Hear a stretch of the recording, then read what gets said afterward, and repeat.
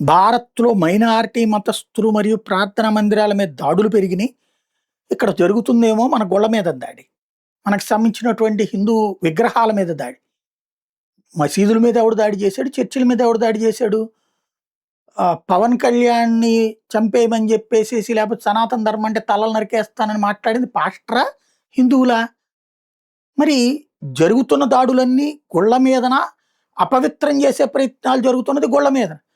కానీ ఇక్కడ ఆహ్, మైనారిటీ మతస్థుల ప్రార్థనా మందిరాల మీద దాడులు పెరిగినాయి అనేటటువంటి ఒక నీచమైనటువంటి పాయింట్ అమెరికా మత సామరస్య కమిషన్ నివేదిక అనమాట. మైనారిటీ మతస్థుల ప్రార్థనా మందిరాలను, ఇళ్లను బుల్డోజర్స్‌తో కూల్చేస్తున్నారు. ఇది అక్రమంగా కట్టిన వాటిని. అక్రమంగా కట్టిన దాన్ని కూల్చేస్తే ఒరిజినల్ కూల్చేస్తున్నారని తప్పుడు నివేదిక ఇచ్చారు.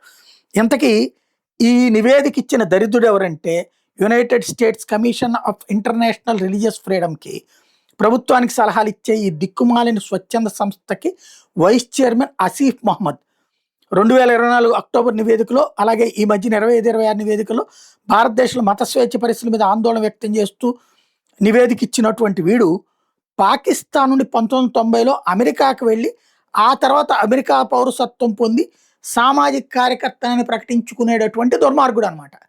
ఇది భారత్ మీద జరుగుతున్న కుట్ర.